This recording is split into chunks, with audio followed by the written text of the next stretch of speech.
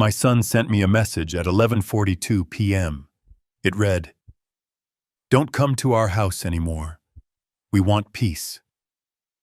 I looked at the glowing screen in the dark, then at the checkbook sitting on my desk. They wanted peace. I accepted their peace quietly. I did not call. I did not argue. I simply turned off the lights. But the next morning, he knocked on my door with an invoice in his hand. He thought I was an ATM machine with a heartbeat. He forgot I was also the engineer who built the foundation he was standing on.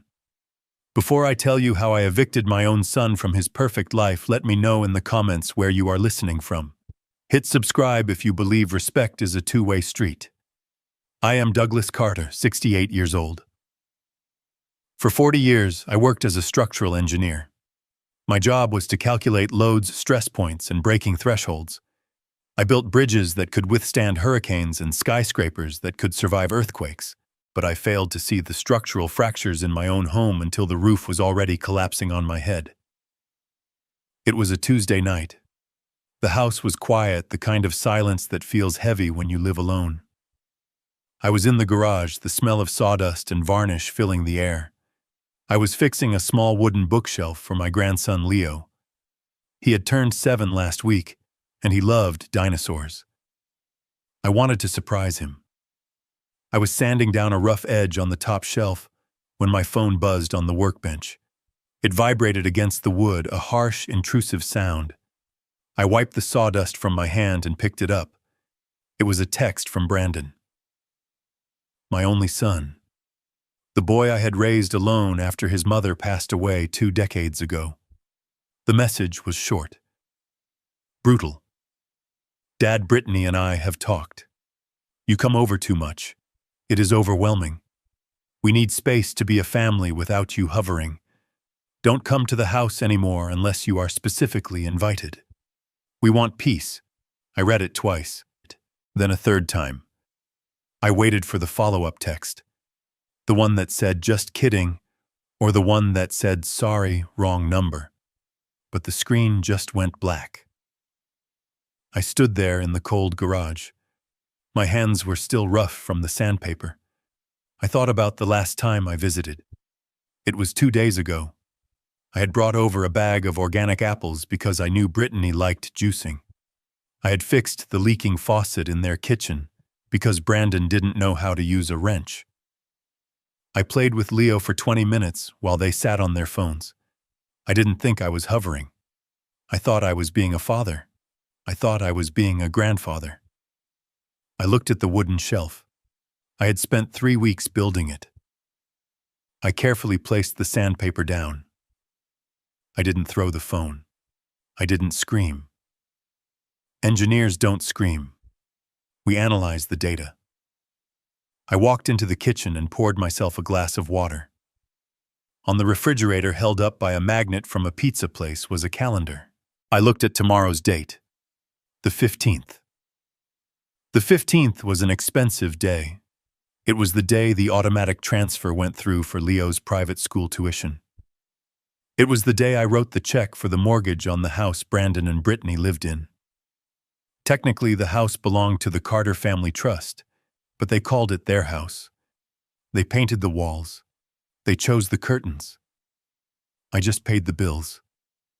We want peace. The words echoed in the empty kitchen.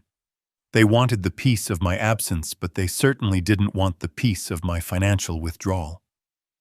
I sat down at the kitchen table. I picked up my phone and typed a reply. I didn't write a paragraph about how much I loved them. I didn't remind them of the sacrifices I made. I just typed 2 words. Understood. Done. I hit send. Then I went upstairs, turned off the lights, and lay in bed staring at the ceiling. I didn't sleep. I was calculating. I was looking at the load-bearing walls of my relationship with my son, and I realized there was nothing holding it up anymore except my money. The next morning, the sun came up just like it always does. I made coffee, black, no sugar. I was sitting in my armchair reading the Wall Street Journal when I heard a knock at the door. It was a rapid, impatient knock. I checked my watch. 7:15 a.m. I opened the door. Brandon was standing there. He looked stressed. He was wearing his suit, the navy blue one I bought him for his promotion interview last year. He didn't look like a man who had sent a text effectively disowning his father 8 hours ago. He looked like a man in a hurry. "Hey, Dad," he said, stepping inside without waiting for me to move. "Do you have coffee? I am running late." I watched him walk into my kitchen. He opened the cabinet, took out a mug, and poured himself a cup from my pot. He acted as if nothing had happened, as if the text message was just a dream I had. He took a sip and grimaced. "You really need to buy better beans, Dad. This tastes like mud." I closed the front door slowly. I walked into the kitchen and leaned against the counter. I didn't speak. I just looked at him. I looked at his expensive haircut. I looked at the watch on his wrist. I looked for a sign of remorse. I looked for an apology. He put the mug down and pulled a folded piece of paper from his inside jacket pocket. "Look about the text last night," he said, waving his hand dismissively. "Don't be dramatic about it. Brittany is just stressed. She feels like she can't relax in her own home when guests are over. We just need boundaries. You understand boundaries, right, guests? I was a guest, in the house I paid for, in the house where my grandson slept." "I understand boundaries," I said. My voice was calm, steady. "Good," Brandon said. He smoothed the paper out on the kitchen table. "Anyway, bad timing, but the transmission on the SUV is acting up. I took it to the mechanic yesterday. It is the gearbox. They won't release the car until the invoice is paid, and my credit card is maxed out because of the vacation we booked for next month." He slid the paper toward me. It was an invoice from the dealership, $2,400. "I need you to handle this, Dad," he said, checking his phone. "I have a meeting at 9. I can't drive the rental to the client site. It looks unprofessional. Just write the check and I will pick up the car on my way to work." He didn't ask. He commanded. He expected. I looked at the invoice. Then I looked at my son. For 32 years, I had smoothed every bump in his road. I paid for college. I got him his job through my old contacts. I bought the house. I paid the taxes. I thought I was helping him build a life. But I wasn't. I was crippling him. I had turned him into a man who could insult his father at midnight and demand money at dawn. I walked over to the drawer where I kept my checkbook. I could feel Brandon's eyes on me. I could feel his relief. He thought the crisis was over. He thought the boundaries were established. I stay away, but my money stays close. I pulled out the checkbook. I took my fountain pen from my pocket. It was a Mont Blanc, a retirement gift from my firm. Heavy, elegant. Brandon let out a sigh. "Thanks, Dad. You are a lifesaver."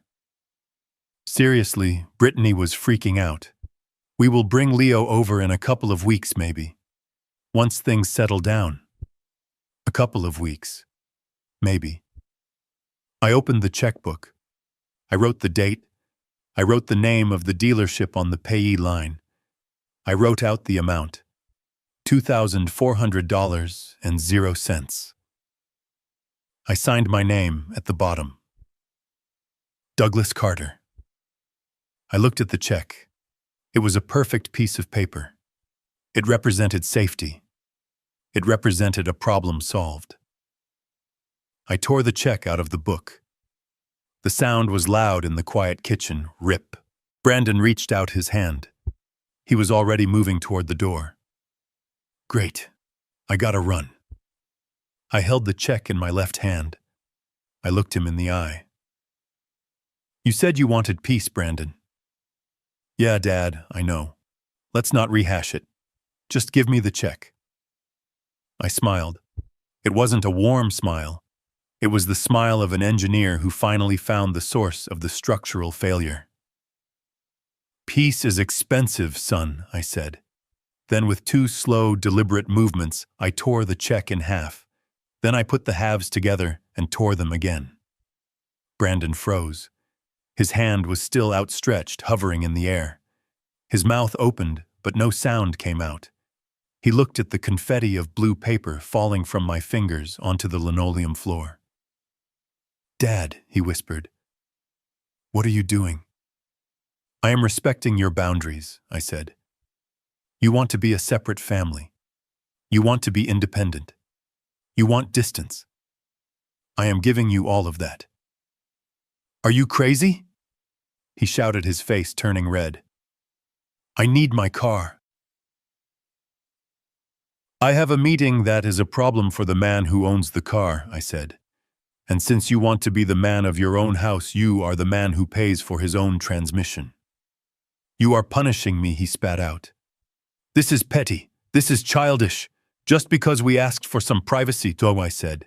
"I am not punishing you. I am retiring. I am retiring from the job of being your bank."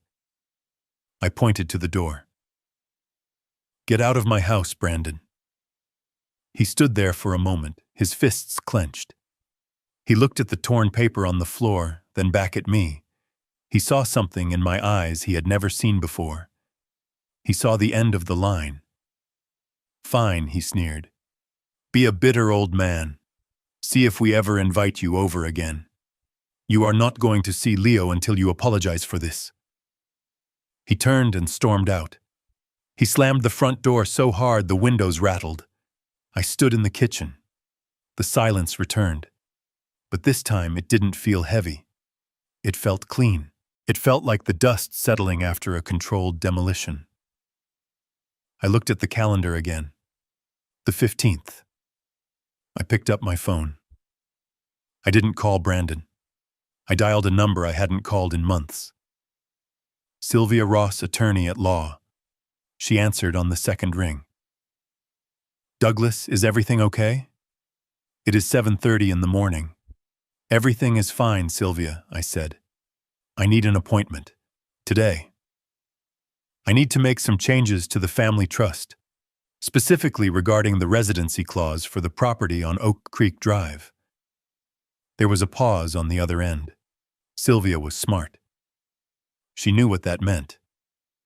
"Are you sure, Doug?" she asked softly. "Once we start this process, it is hard to stop." I looked at the torn check on the floor.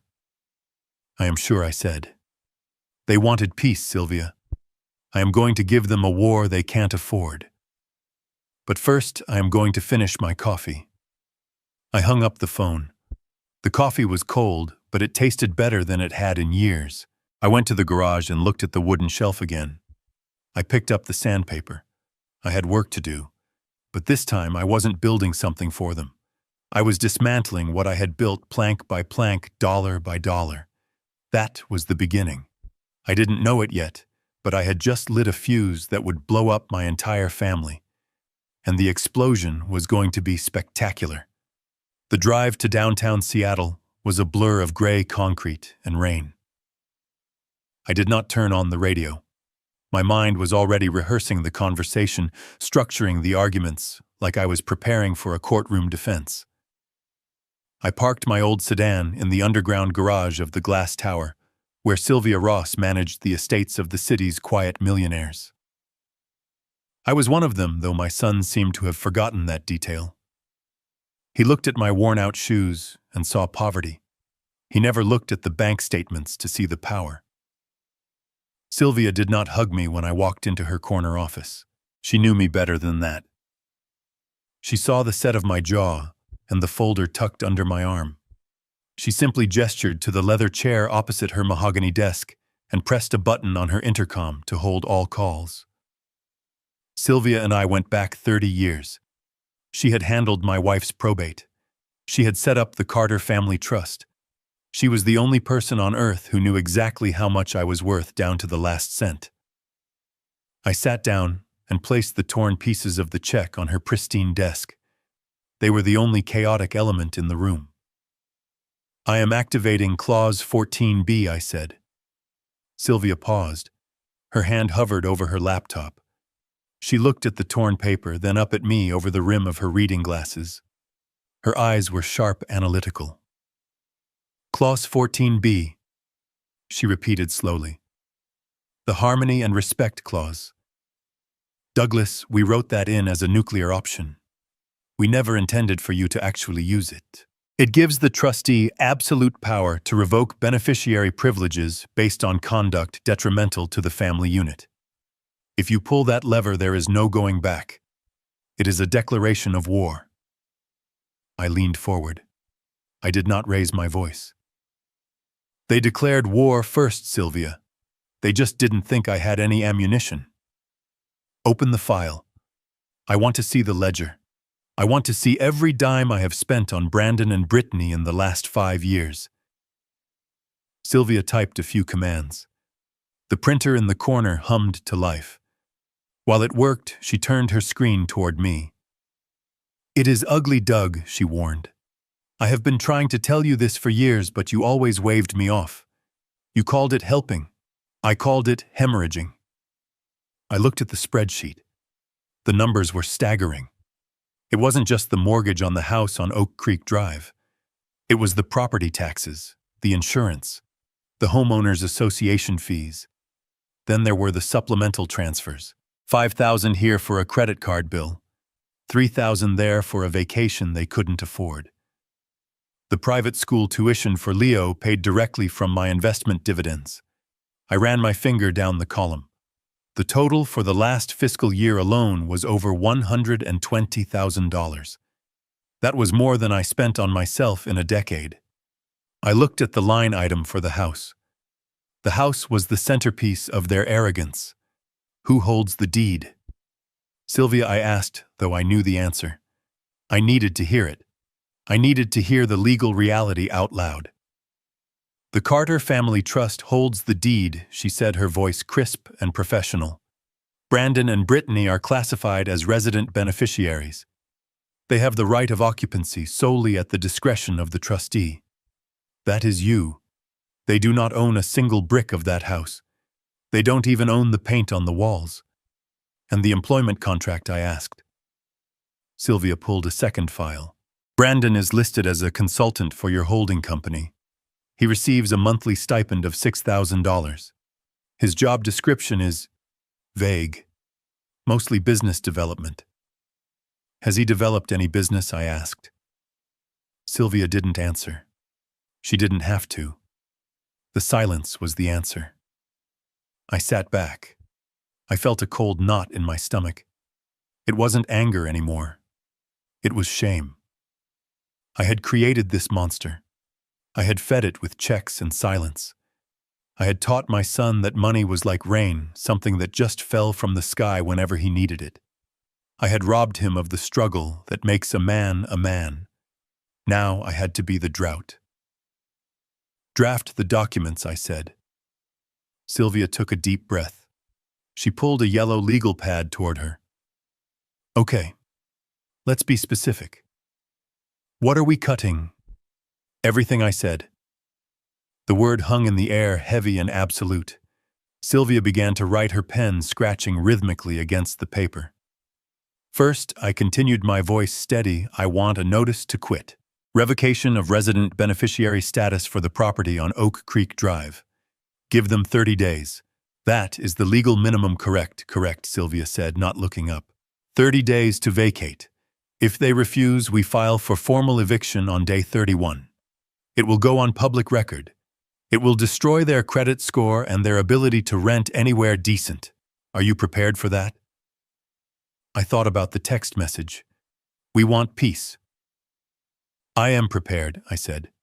Next, the consulting contract. Terminate it immediately. Use the at-will clause. No severance. He has been paid for work he never did for 5 years. That is his severance. Sylvia nodded, turning the page. And the tuition, she asked softly. This is the hard one, Doug. Leo. I closed my eyes for a second. I saw Leo's face. I saw him smiling when I gave him the bookshelf. He was the innocent casualty in this war. But if I kept paying, Brandon would just use that money for himself. I had to bypass the parents to save the child. Close the direct transfer for tuition, I commanded.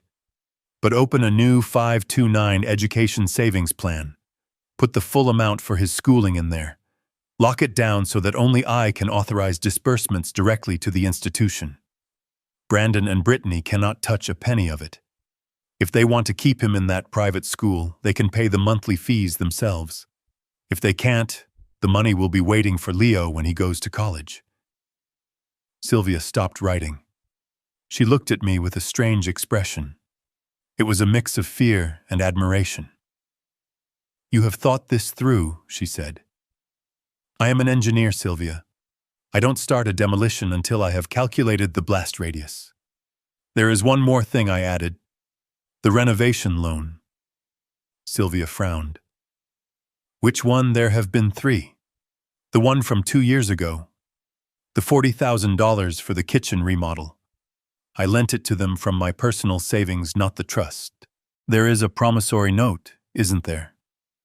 "Yes," she said. "A demand note. Payable in full upon the demand of the lender." "Call it in," I said. Sylvia dropped her pen. "Doug," she whispered. "If you call in that note, and they can't pay, which we know they can't, you can garnish Brandon's wages. You can place a lien on any assets society they actually do own. You will bankrupt them within a week." I stood up and walked to the window. I looked down at the city below. People were rushing to work, worrying about bills, worrying about their futures.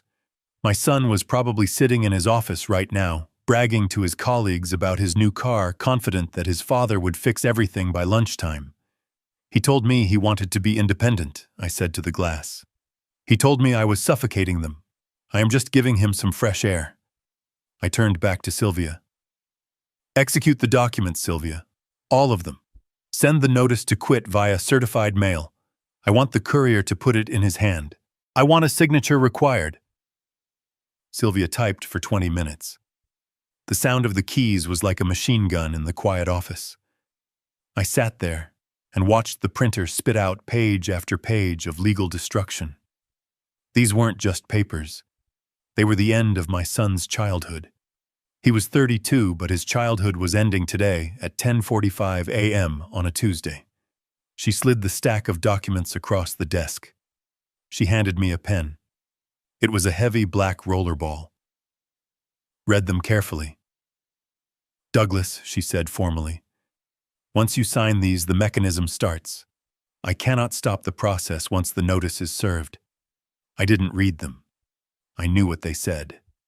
I trusted Sylvia. More importantly, I trusted my own resolve. I signed my name on the first page. Douglas Carter, trustee. I signed the second page. Douglas Carter, lender. I signed the third page. Douglas Carter, father. The last signature was the hardest. My hand shook just for a fraction of a second. But I pressed down hard, carving the ink into the paper. I put the pen down. "It is done," I said. Sylvia organized the papers into a folder. She looked tired. "What are you going to do now?" she asked. I stood up and buttoned my jacket. I felt lighter. The weight of the checkbook was gone. The weight of the expectation was gone. I felt a strange, cold clarity. "I am going to go home," I said. "I am going to finish sanding that bookshelf. And then I am going to wait."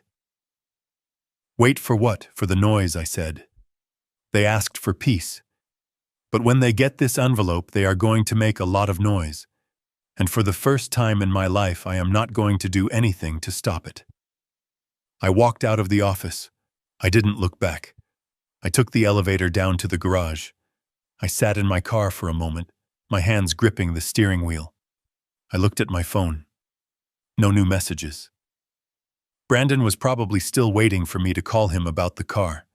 He probably thought I was sulking. He had no idea that I had just fired him from the position of being my son. I started the engine. The old sedan rumbled to life. It was reliable. It was sturdy. It didn't pretend to be a sports car. It was just like me. As I drove out into the daylight, I felt a single tear roll down my cheek. I wiped it away angrily. There would be no more tears. Tears were for people who were helpless. I wasn't helpless anymore. I was the trustee, and I had just cleaned house. The next 7 days were the quietest of my life. For the first time in 20 years, my phone did not ring with an emergency.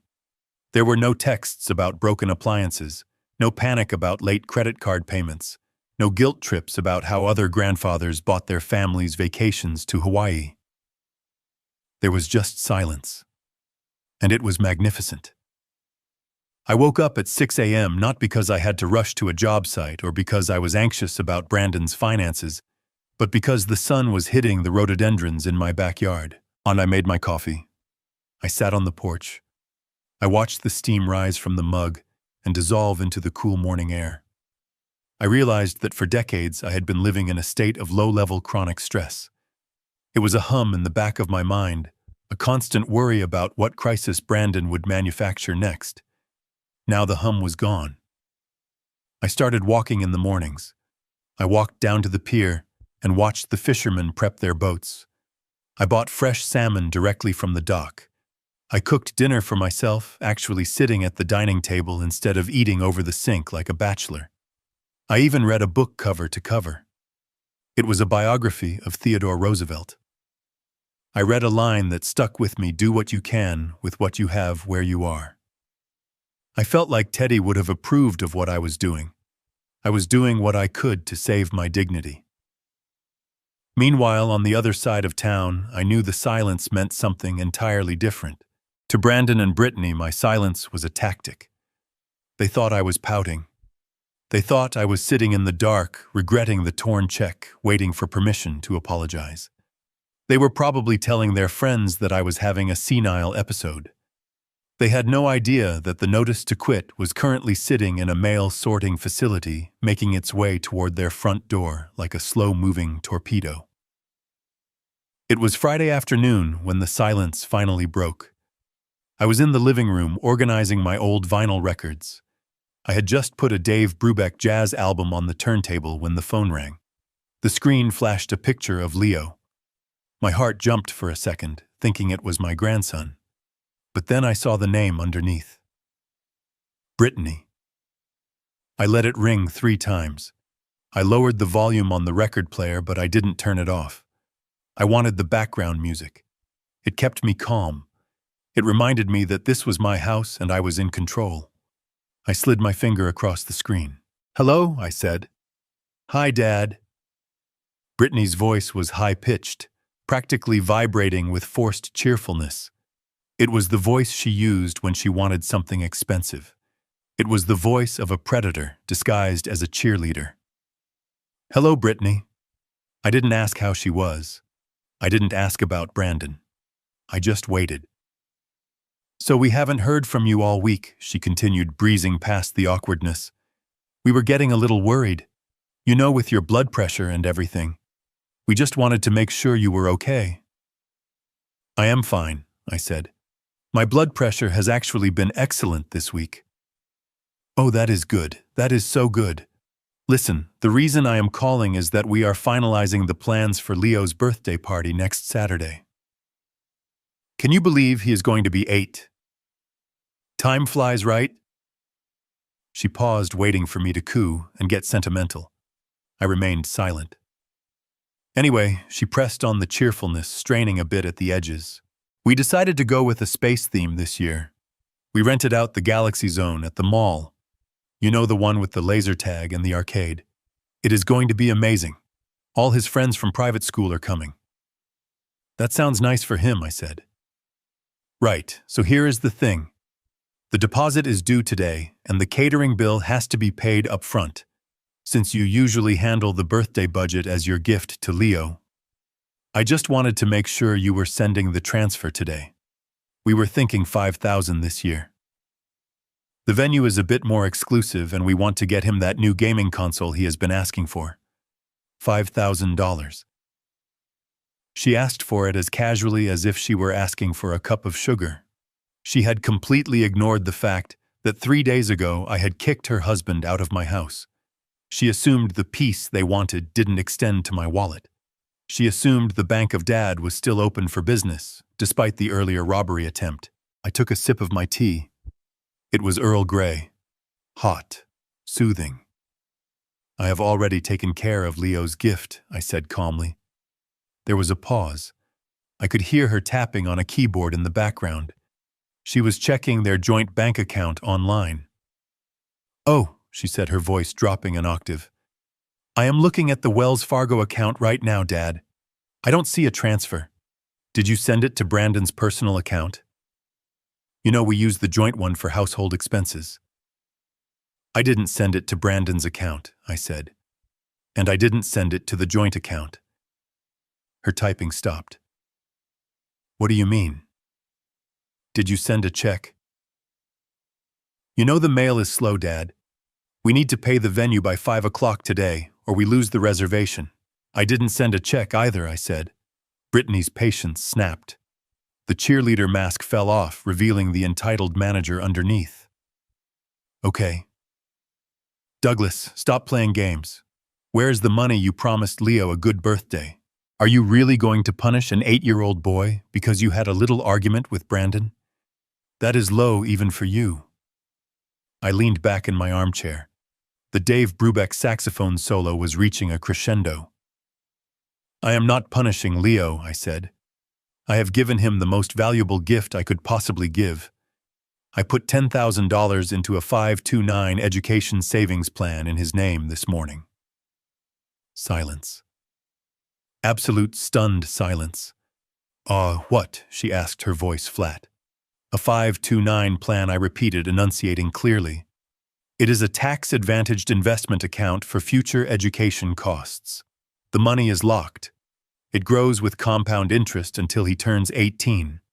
It can only be used for college tuition books or vocational training. But that doesn't help us now, she shrieked. Her voice cracked, revealing the desperation underneath. We need the money for the party. We already invited everyone. We promised Leo the party. Then you should pay for the party, I said. You and Brandon have jobs. You are parents. Parents pay for parties. Grandparents contribute to futures. You can't do this, she yelled. We don't have $5,000 lying around. We spent our liquidity on the down payment for other things. You have to undo it. Take the money out of that stupid fund and transfer it to us. Now I cannot do that. Brittany, I said, my voice hardening. The fund is irrevocable. Even if I wanted to take it back, there would be massive penalties. But I don't want to take it back. For the first time, I know exactly where my money is going. It is going to Leo. Not to a party planner. Not to a car dealership. Not to your closet. It is going to the boy. You are ruining everything, she screamed. You are a selfish, bitter old man. I am going to tell Leo that his grandfather didn't care enough to give him a party. I am going to tell him you ruined his birthday. You can tell him whatever you like, I said. But when he is 18 and looking at a debt-free degree, he will know who actually cared about him. I am going to put Brandon on the phone, she threatened. He can't afford to talk to me right now, I said. He should probably save his minutes for job hunting.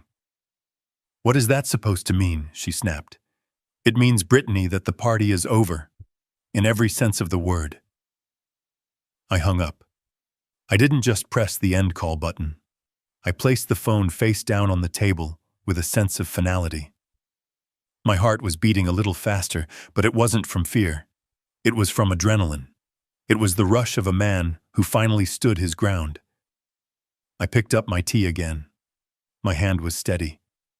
$10,000. It was double what they had asked for. But it was safe. It was beyond their reach. They couldn't spend it on sushi dinners or designer handbags. It was a fortress of cash built around my grandson's future, and they didn't have the key. I imagined the scene in their house right now. Brittany throwing her phone. Brandon pacing the floor, running his hands through his hair. They were scrambling. They were realizing that the safety net they had bounced on for a decade had suddenly vanished. They would have to cancel the fancy venue.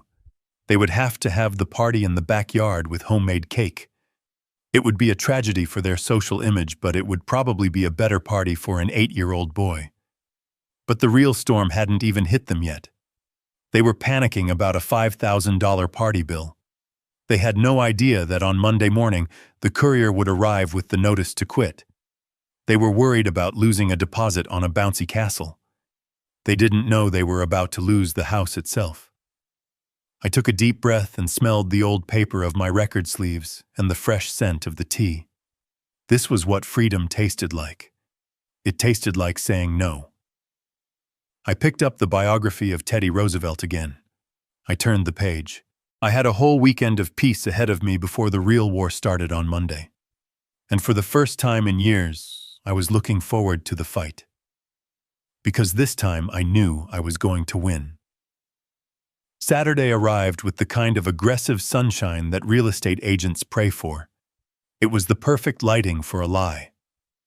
While I was sitting on my porch 5 miles away reading a book and drinking cheap coffee, my son and his wife were hosting the social event of the season in the backyard I had paid for. I wasn't invited, of course.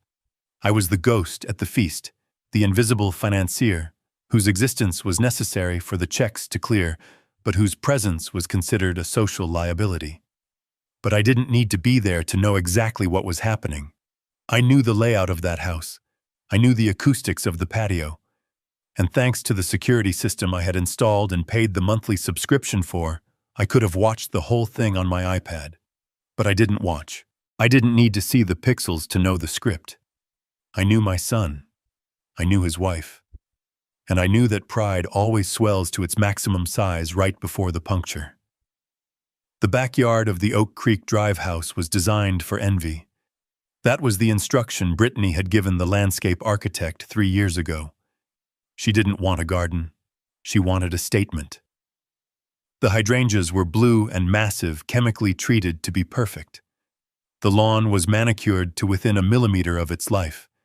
And in the center of it all stood Brandon, wearing a novelty apron that said, "The Grillfather flipping Wagyu burgers" on a $3,000 Viking grill that he had used exactly twice.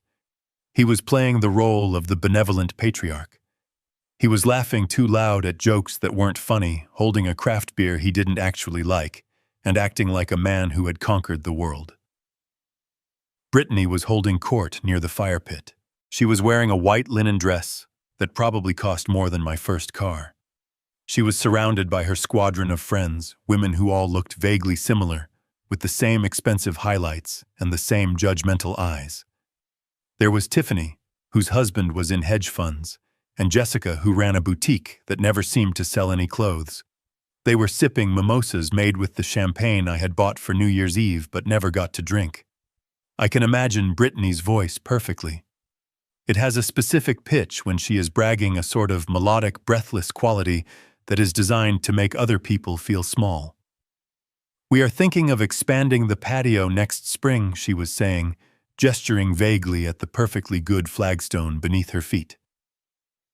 "Brandon and I feel like the flow is just a bit off. We want to install an outdoor kitchen with a pizza oven. You know, something rustic, but modern. We might have to take out that old oak tree to make room, but honestly, it drops too many leaves anyway." The old oak tree. The one I planted with my late wife 30 years ago. The one Brandon used to climb when he was 6. To Brittany, it was just a debris generator that was blocking her pizza oven. Tiffany nodded sympathetically, taking a sip of her drink. "That sounds amazing, Britt. Renovations are such a headache, though. We just finished the pool house and I thought I was going to lose my mind." "Oh, I know," Brittany laughed, tossing her hair back. "But Brandon is so good at managing the contractors. He is very particular. He demands the best. We are actually thinking about buying a vacation property in Aspen, too. Just something small for the winter ski season. We need a getaway. The stress of managing all these assets is real, you know." She sighed, a heavy, dramatic sigh that was meant to solicit pity for the burden of being so wealthy. Jessica chimed in, leaning forward. "Speaking of stress, where is Brandon's dad? I thought he usually comes to these things." "He is usually hovering." Brittany rolled her eyes. The gesture was practiced. It was a performance of long-suffering patience. "Oh, Douglas." We finally had to set some boundaries. It was getting to be too much. He is sweet, I guess, in his own way. But he is just so needy. He shows up unannounced, he critiques our parenting, he tries to fix things that aren't broken.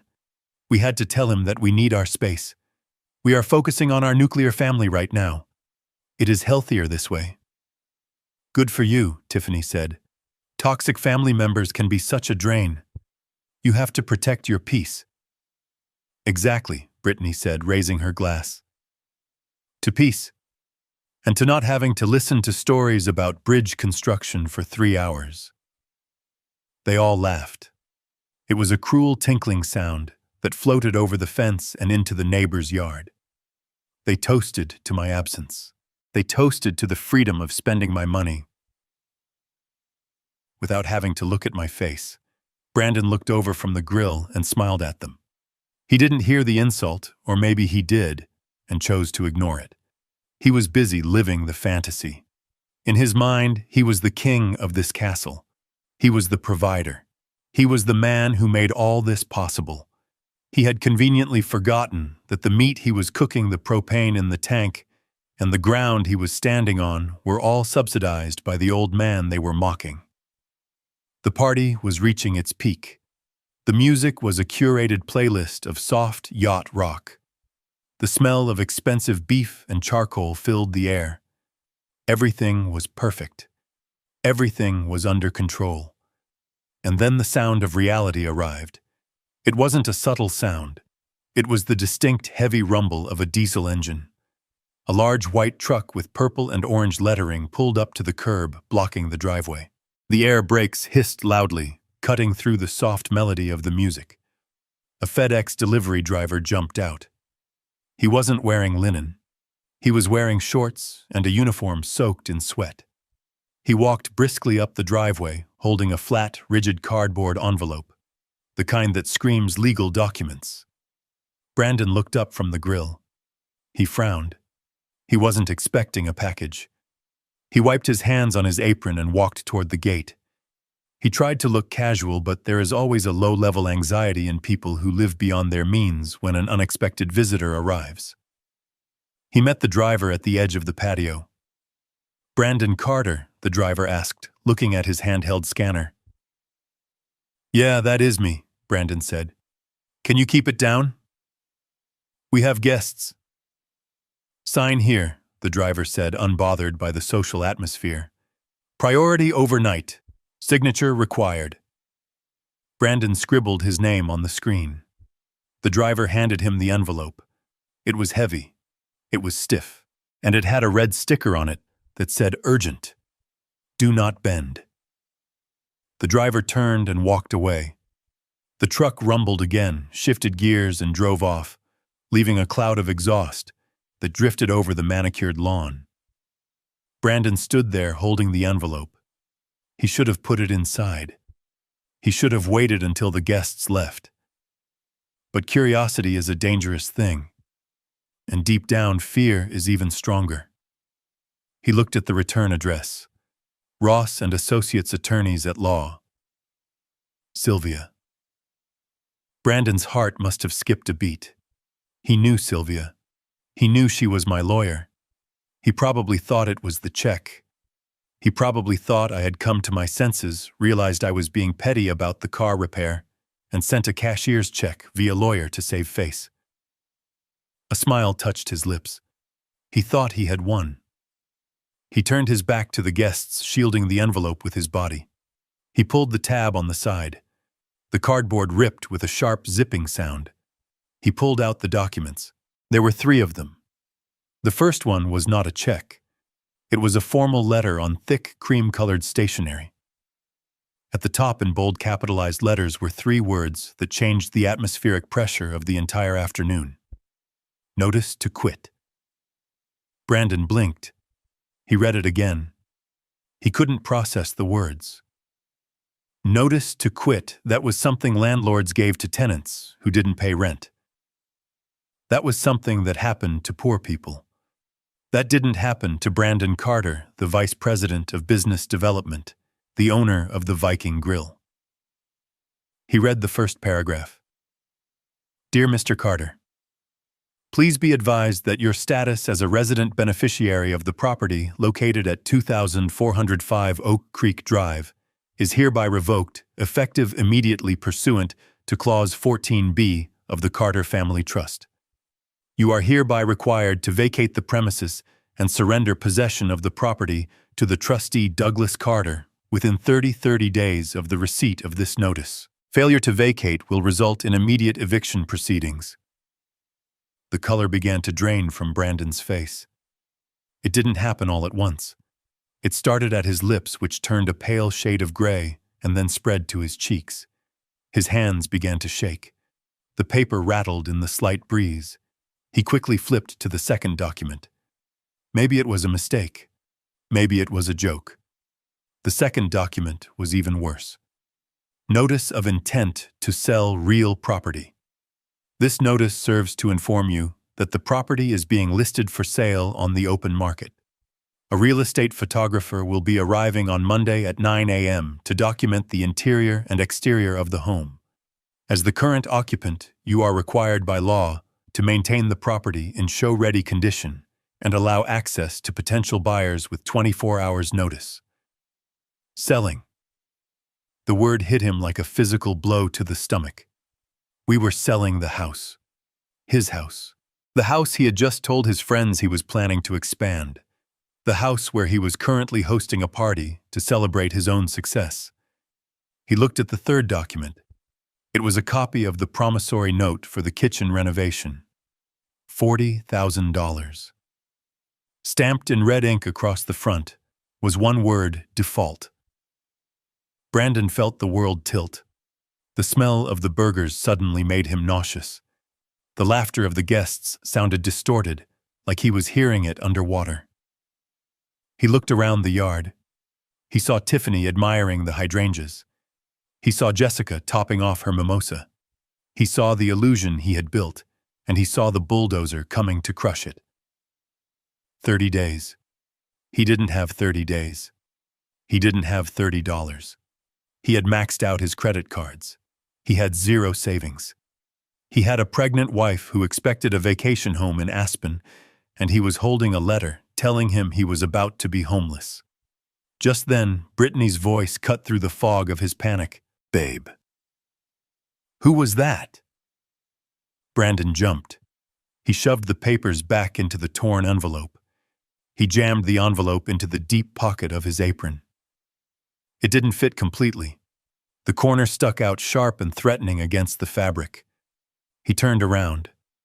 He tried to smile. It was a grotesque expression.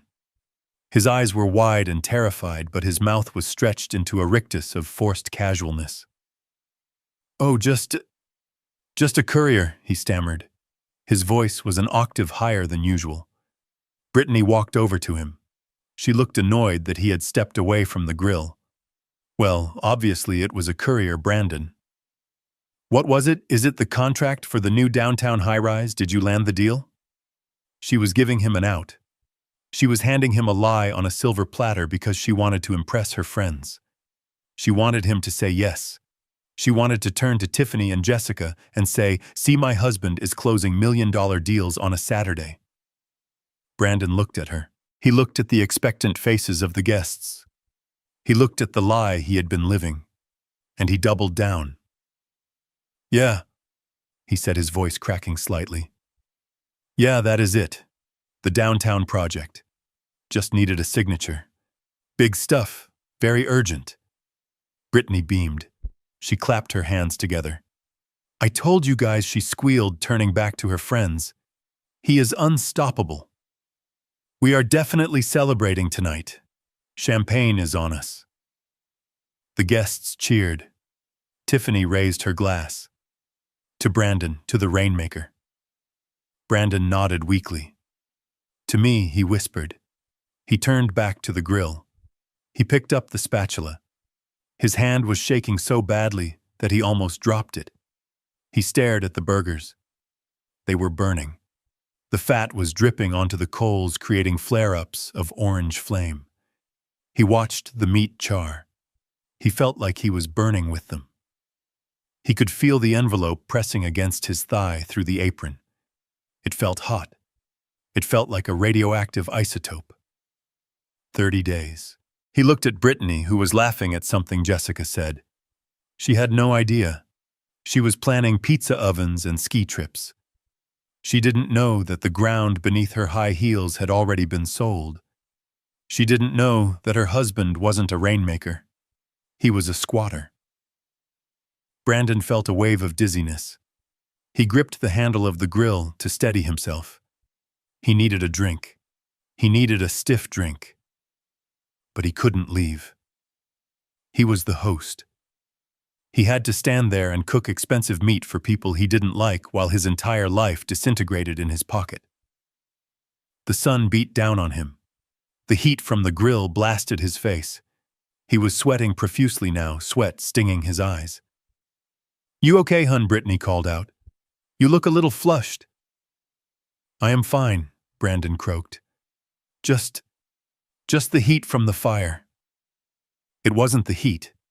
It was the hell I had just invited him into. And the worst part for him wasn't the fear of homelessness. It wasn't the fear of bankruptcy. It was the crushing, suffocating weight of the secret. He had to get through the rest of this party. He had to smile. He had to serve burgers. He had to pretend. I almost felt sorry for him. Almost. But then I remembered the text message. "We want peace, well, son," I thought, as I turned the page of my book on my quiet porch. "Enjoy your party. Because tomorrow the peace ends and the eviction begins." The FedEx truck was long gone, but the damage was done. The first domino had fallen, and Brandon, standing there in his ridiculous apron, was the only one who could hear the clicking sound of the rest of them coming down. It was just after 11 o'clock at night when the headlights swept across my living room wall. I was sitting in my leather armchair, the house dark except for the small reading lamp illuminating the pages of my book. Outside, a storm had rolled in off the coast, battering the windows with sheets of rain. The thunder was loud, but it wasn't as loud as the engine revving in my driveway. I didn't need to look out the window to know who it was. I knew the aggressive sound of that engine.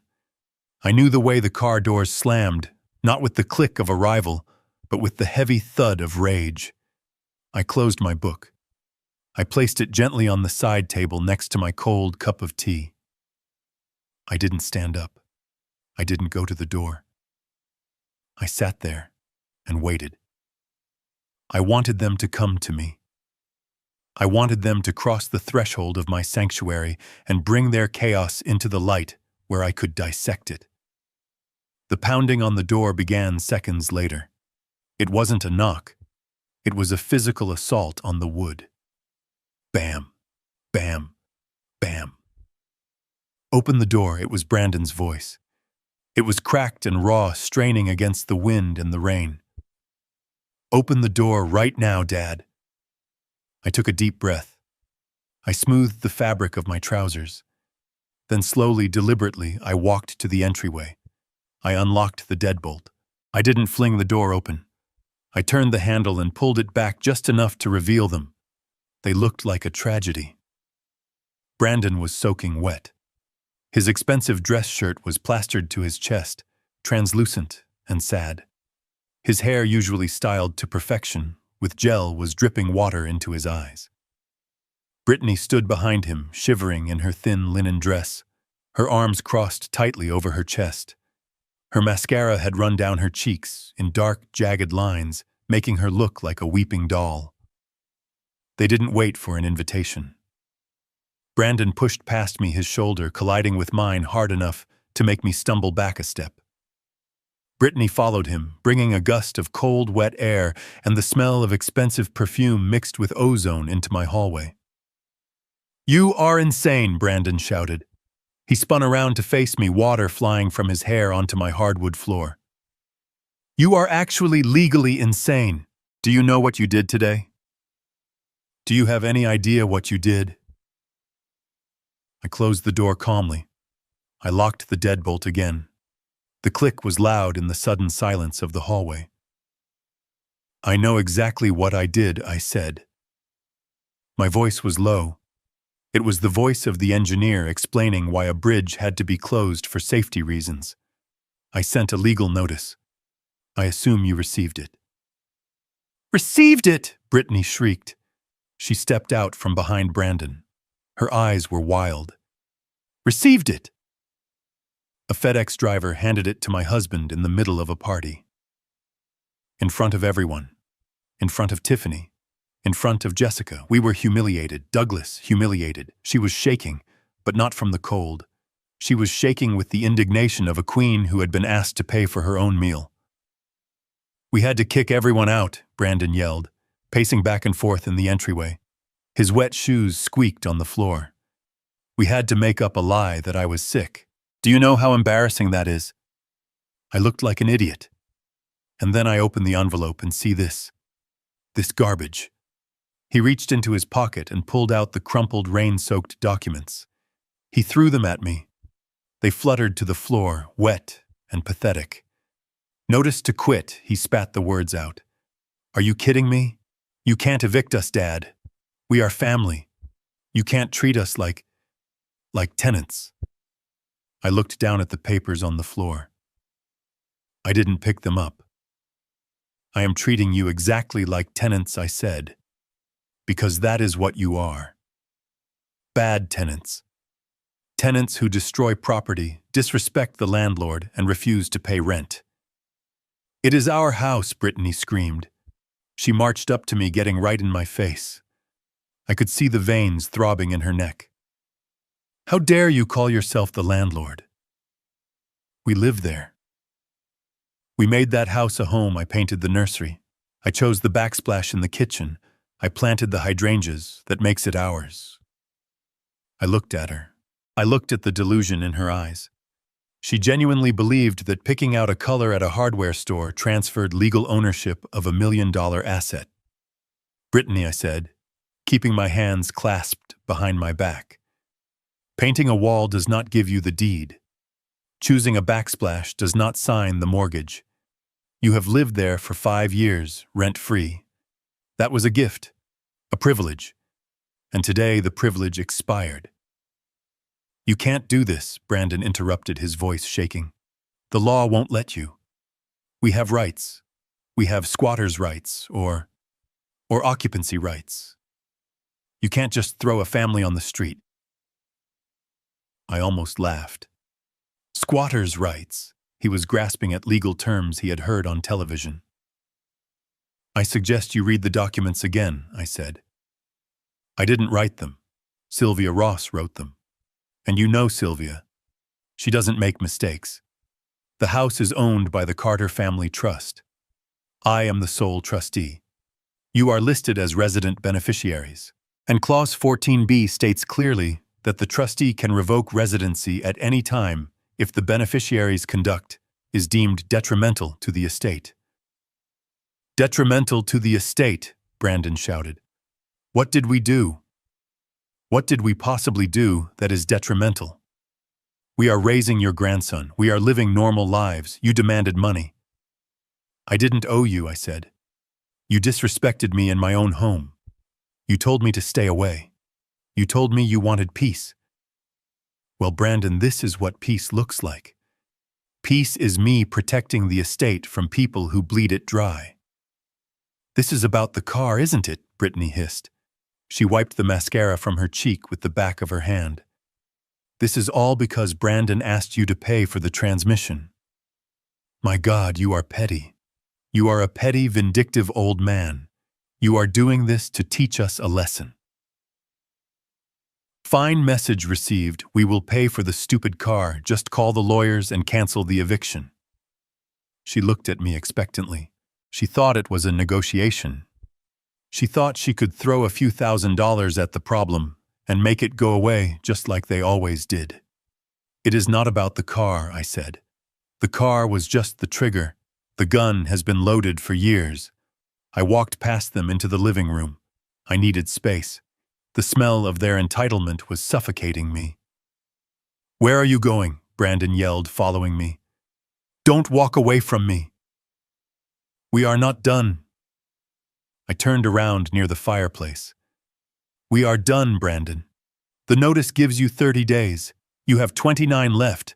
I suggest you spend less time screaming in my hallway and more time looking for an apartment. You are selling it, he asked, his voice dropping to a whisper. I saw the second notice. You are actually selling the house. Yes, I said. The photographer comes on Monday. I expect the house to be clean. If it is not, I will hire a cleaning crew and deduct the cost from the final accounting of the trust. You can't sell it, he pleaded.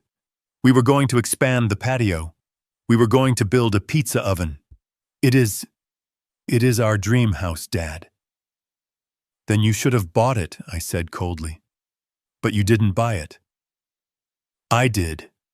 I bought it with money I earned working 60-hour weeks while you were playing video games in college. I bought it to give you a head start, not a free ride. We added value, Brittany shouted from the hallway. We renovated the kitchen. That marble countertop cost $12,000. We put our own money into that. Your own money, I asked. Or the $40,000 I lent you 2 years ago, the loan you never paid back. She went silent. Her mouth opened and closed like a fish out of water. That is right, I continued. I remember the loan. I remember the promissory note. And guess what that is called in too? You owe me $40,000 plus interest. If the house sells for a profit, I might be generous and deduct your debt from the proceeds. But don't expect a check. You are underwater, Brittany. You just haven't realized you are drowning yet. Brandon sank onto the sofa. My leather sofa. He put his head in his wet hands. He looked small. He looked like the little boy who used to come to me when he broke a window playing baseball expecting me to fix it. But I wasn't the fixer anymore. I was the demolition crew. Dad, please, he wept. His shoulders shook. You can't do this to Leo. He loves his room. He loves that house. If we have to move, he will have to change schools. He will lose his friends. Do you want to hurt your grandson? Is that what you want? The weaponization of the child. I knew it was coming. It was their last resort. The human shield. Leo will be fine, I said, my voice steady, though my heart ached at the mention of his name. Leo is resilient. What Leo needs is not a fancy room or a private school he only attends because his grandfather pays for it. What Leo needs is to see his father stand on his own 2 feet. He needs to see his parents struggle and survive instead of just taking and demanding. You are ruining his life, Brittany screamed. She rushed into the room and stood over Brandon, protecting him. You are a monster. You are jealous because we are young and happy, and you are old and alone. That is what this is. You want us to be miserable like you. I looked at them. Young and happy, they were miserable. They were drowning in debt, keeping up appearances for people who didn't care about them, and terrified of a future they hadn't prepared for. I am not miserable, Brittany, I said. I am free. And soon you will be free too, free of the burden of a house you can't afford. Free of the delusion that you are wealthy. It will be hard. It will be painful. But it might just save you. Save us, Brandon looked up. His eyes were red and swollen. You are destroying us. I will lose my job. If I get evicted, if I have a judgment against me. My company does background checks, Dad. I work in finance construction. I can't have a lien on my record. Then you better start packing, I said. Because the clock is ticking. He stood up. The sadness in his eyes vanished, replaced by a cold, hard anger. It was the anger of the entitled man who realizes the world doesn't obey him. Fine, he said. You want a war, you got one. We won't leave. We will fight the eviction. We will squat. We will drag this out in court for months. It takes 6 months to evict a family in this state, Dad. I looked it up. And in the meantime, we won't let you see Leo. Not once. You will never see him again. I nodded slowly. I expected this. You can try, I said. But remember who pays for the lawyers. I have Sylvia Ross. I have the resources to fight this for 10 years. Can you afford a retainer? Can you afford court fees? Or will you have to ask Tiffany and Jessica for a loan? Brandon flinched. And as for Leo, I continued, my voice dropping to a dangerous whisper. If you use that boy as a pawn, if you try to keep him from me, I will petition the court for grandparents' rights. And I will show the judge the financial records. I will show them the instability. I will show them that you are bankrupt and facing homelessness. Who do you think the court will side with, the solvent grandfather with a trust fund, or the unemployed father with a maxed-out credit card? Unemployed, Brandon frowned. I am not unemployed. I looked at him with genuine pity. Check your email on Monday morning, son. What? What did you do? He stepped closer, panic rising in his voice again. I am the silent partner, Brandon, I said. The investor group that backs your firm, that is me. That is my capital. I pulled my funding yesterday. The restructuring starts Monday. He stared at me. The horror was total. He looked like a man who had just watched the ground open up and swallow him whole. You fired me. I didn't fire you, I said. I just stopped paying for your job. There is a difference. If you are as good as you say you are, if you are a real rainmaker, another company will snap you up in a heartbeat. Right. He didn't answer. He knew the truth. He knew he was mediocre. He knew he only had the job because I made a phone call 5 years ago. Get out, I said. They didn't move. Get out of my house, I roared. It was the first time I raised my voice. The sound bounced off the walls, startling them. Brittany grabbed Brandon's arm. Come on, she said, her voice trembling. Let's go. He is crazy. He is actually crazy. We will call a lawyer in the morning. We will sue him for everything. She pulled him toward the door. Brandon stumbled, looking back at me over his shoulder. He looked like a stranger. I hate you, he whispered. I know, I said. They walked out into the rain. The door didn't slam this time. It didn't catch in the wind. I walked over and pushed it shut. I threw the deadbolt. Click. I leaned my forehead against the cool wood of the door. My heart was pounding in my chest like a sledgehammer. My hands were shaking. I wasn't made for this. I wasn't a fighter. I was a builder. I wanted to fix things, not break them. But sometimes, to fix a foundation that is rotten to the core, you have to tear the whole house down. I turned off the porch light. I went back to my chair. The tea was cold. The book lay open to the same page. The silence returned to the house, but it felt different now. It wasn't the peaceful silence of the morning. It was the heavy, charged silence of a battlefield after the first volley of cannons has been fired. They were gone. But the war had just begun. I picked up my tea and took a sip. It was bitter. Good, I whispered to the empty room. I sat there in the dark, listening to the rain wash away the tire tracks in the driveway.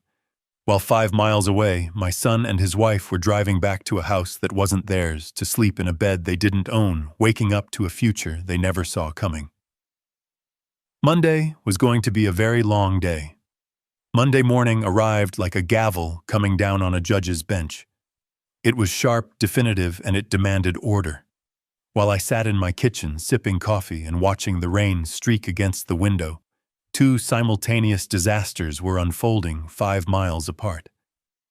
I wasn't there to witness them, but I knew the schedule. I had written the schedule. At 8:55 a.m. on Oak Creek Drive, Brittany was frantically scrubbing a wine stain off the white marble countertop. She looked like a woman on the verge of a nervous breakdown. She was wearing her silk pajamas, her hair was in a messy bun, and she was muttering to herself. The house was supposed to be a fortress of her status, but now it felt like a prison cell that was shrinking by the minute. She had ignored the email from the real estate agency. She had deleted the voicemail from the photographer. She had convinced herself that if she simply didn't acknowledge the appointment, it wouldn't happen. She thought she could barricade herself inside her own denial.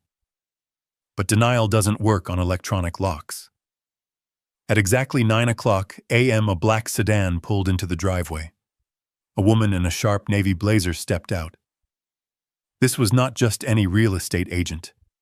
This was Courtney, a woman Brittany had known since college. A woman Brittany had spent the last 5 years trying to outshine.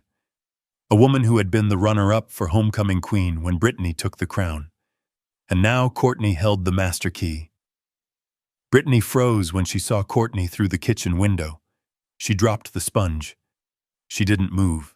She just watched as Courtney walked up the path, followed by a photographer carrying a tripod and a heavy camera bag. The doorbell rang. It echoed through the house like a summons. Brittany didn't answer. She backed away from the door, holding her breath. Then came the sound of the keypad beep. Beep, beep, beep, click. The front door swung open. "Hello," Courtney's voice floated in cheerful and professional. "Listing agent. We have a scheduled appointment for photography." Brittany rushed into the hallway, pulling her robe tight around her. "You can't come in," she shrieked. "Get out! This is private property." Courtney stopped. She looked Brittany up and down, taking in the stained pajamas, the frantic eyes, the smell of bleach and panic. A slow, pitying smile spread across her face. "Brittany," she said smoothly, "I didn't know you were home. The trustee, Mr. Carter, said the house would be vacant for the shoot. But since you are here, maybe you can move that pile of laundry off the sofa. We need the wide-angle shot." While Brittany was staring into the face of her high school rival across the city inside the glass-walled headquarters of Apex Construction, Brandon was walking toward the elevator. He looked terrible. He hadn't slept. His eyes were bloodshot, and he had cut himself shaving. But he was wearing his best suit. He was trying to project an image of stability. He told himself that the weekend was just a nightmare. He told himself that his father wouldn't actually go through with it. His father was bluffing. His father always caved. Brandon pressed the button for the 14th floor. He checked his reflection in the polished metal doors. He straightened his tie. "I am the rainmaker," he whispered to himself. "I am essential." The elevator dinged. He stepped out into the bustling office. He expected the usual greeting from the receptionist. He expected his team to be waiting for him with coffee and reports. Instead, the receptionist looked down at her desk as he passed. The office was quiet. Too quiet. People were typing, but their eyes were darting toward him and then quickly away. It was the atmosphere of a funeral. Brandon walked to his office. He reached for the handle. It was locked. He frowned. He tapped his keycard against the reader. The light flashed red. Denied. He tapped it again. Red. Denied. "Hey, Sarah," he called out to his assistant who was sitting 10 feet away. "My card is demagnetized. Can you let me in?" Sarah didn't stand up. She looked at him with an expression of pure discomfort. "I can't, Brandon," she whispered. "Mr. Sterling wants to see you. In the boardroom. Now." Back at the house, the invasion was in full swing. The photographer was setting up lights in the living room, moving Brittany's carefully curated throw pillows as if they were trash. Flash bulbs were popping, capturing every corner of the space she claimed was hers. Brittany stood in the kitchen, cornered by Courtney. "You can't do this, Courtney," Brittany hissed. "We are not selling. My father-in-law is having a mental health crisis. He is confused. We are going to clear this up with the lawyers today. You need to leave." Courtney opened a folder she was holding. She pulled out a sheet of paper. "It doesn't look like confusion to me, Britt," Courtney said, tapping the paper with a manicured fingernail. "I have a signed listing agreement from the title holder, Douglas Carter, trustee, and I have a copy of the notice to quit that was served to you on Saturday." She looked up, her eyes gleaming with malicious delight. "Honestly, it is kind of sad," she continued. "Everyone in our circle thought you guys owned this place. You always talked about it like it was yours. My kitchen, my garden. But you were just occupants. That must be so embarrassing for you. It is ours, Brittany snapped. We are the beneficiaries, were Courtney corrected. Past tense. The listing says trustee sale, vacant possession. That means you are leaving. Courtney looked around the kitchen. She ran a finger along the marble island. You know the market is tough right now, she said conversationally. But since this is a distressed sale, we priced it aggressively. I actually have a client coming to see it in 20 minutes. An investor. He is looking for a rental property. Maybe you guys could rent it back from him. Although checking your credit, probably not. Brittany felt tears pricking her eyes. She wanted to scream. She wanted to slap the smug look off Courtney's face. But she couldn't. Because Courtney was right. Courtney had the paperwork. Courtney had the power. And Brittany was just a woman in pajamas standing in a house that was being sold out from under her. Meanwhile, inside the boardroom on the 14th floor, the air conditioning was humming, but Brandon was sweating. He sat at the long mahogany table. At the head sat Mr. Sterling, the CEO. Sterling was a man of few words and even fewer emotions. He was looking at a file in front of him. Brandon Sterling said, not looking up, "We are making some structural changes to the firm." Brandon let out a nervous laugh. Structural changes. That sounds ominous. But hey, I have some great news about the downtown project. I think I can squeeze another 5% margin out of the subcontractors. Sterling finally looked up. His eyes were cold. You are not listening, Brandon. We are restructuring. Specifically, we are liquidating your position. Brandon froze. His smile faltered. Liquidating? What do you mean I am the VP of Business Development? You can't liquidate me. I bring in the deals. I am the face of this company. You were the face of a specific capital stream, Sterling said. He slid a piece of paper across the table. Brandon looked at it. It was a withdrawal notice from a private equity fund. The fund that had injected $2 million into the company 5 years ago. The fund that covered the payroll for the entire expansion division. We received this on Saturday, Sterling explained. Our primary silent investor has invoked his right to withdraw capital due to loss of confidence in management. Specifically, loss of confidence in you. In me, Brandon stammered. Who is the investor? I will talk to them. I can fix this. I can charm anyone. Who is it? Is it the group from New York? Sterling shook his head. He turned the last page of the document around so Brandon could see the signature at the bottom. It wasn't a corporate stamp. It was a handwritten signature in black ink. A signature Brandon had seen on his report cards, on his college tuition checks, on his car insurance forms. Douglas Carter. Brandon stared at the name. The letters seemed to swim before his eyes. My dad, he whispered. My dad is the investor. He is the majority shareholder of the shell company that backs us, yes, Sterling said. He stipulated 5 years ago that his investment was contingent on your employment. He wanted to give you a chance to prove yourself.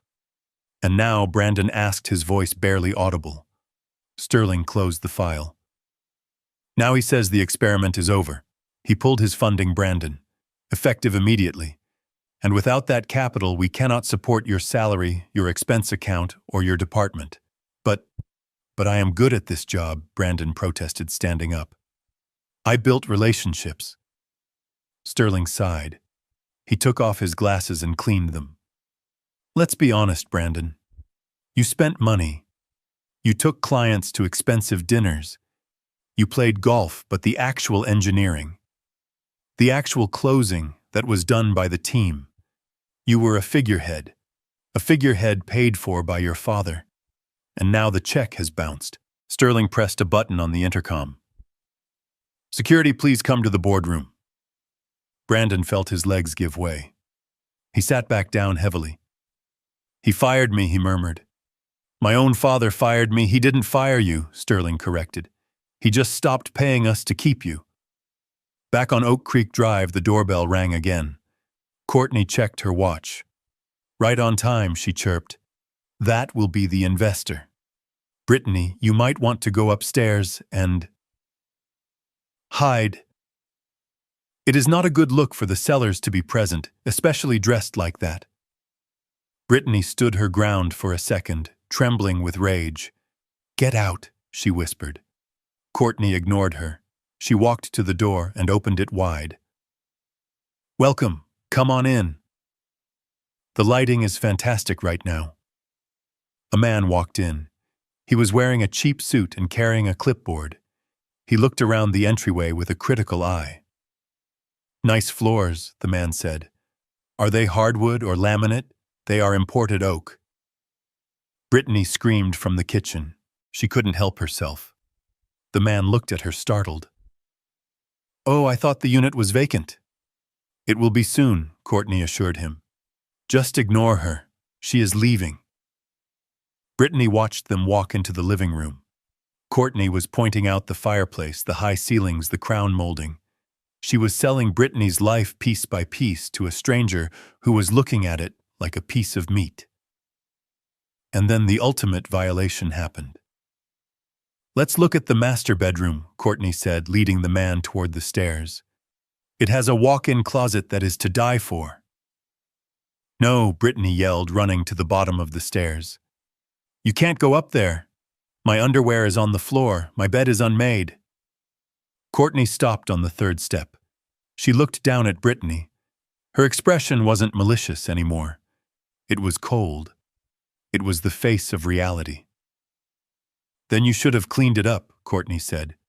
But since you didn't, we are going to look anyway. Because you don't get to dictate the terms anymore, Brittany. You are just a guest who overstayed her welcome. She turned and walked up the stairs. The man followed her. Brittany heard their footsteps on the carpet. She heard the door to her sanctuary creak open. She heard the man say, "Wow, it smells a bit musty in here, doesn't it?" Brittany collapsed onto the bottom step. She buried her face in her knees. She listened to the camera shutter clicking upstairs, capturing the mess of her life for the whole world to see on the internet. At the exact same moment, 2 security guards walked into the boardroom at Apex Construction. Mr. Carter, one of them said, holding out a cardboard box. We have cleared your desk. Personal items only. Company laptop and phone have been retained. Brandon looked at the box. It was small. Inside there was a framed photo of him and Brittany in Aspen. A stress ball. A half-empty bottle of cologne. 5 years of his career reduced to a box that weighed less than 5 pounds. You can't do this, Brandon said weakly. I need to call my dad. You can call him from the lobby, Sterling said, standing up.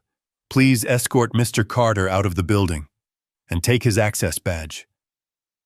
One guard stepped forward and unclipped the badge from Brandon's belt.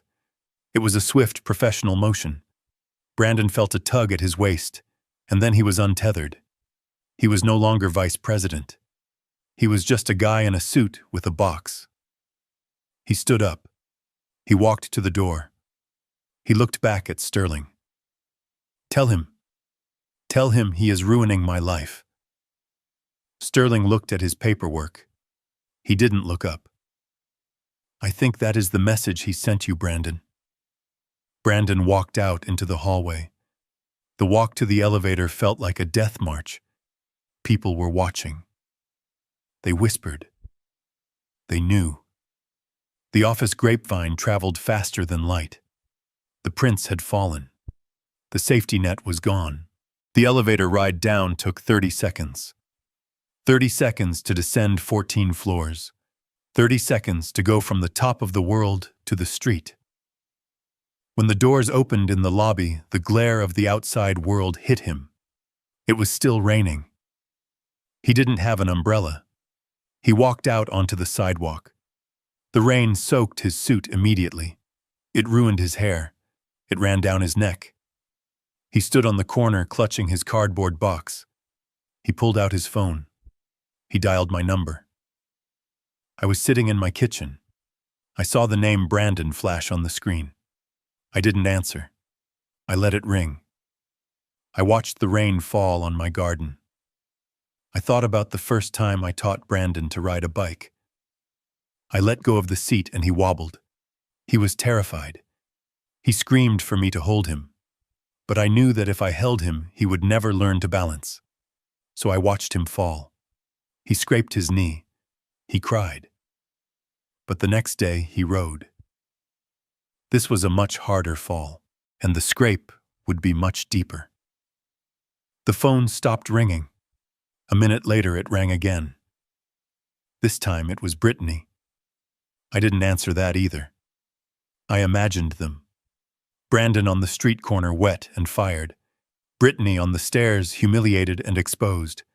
The two halves of their perfect world had shattered simultaneously. I took a sip of my coffee. It was still warm.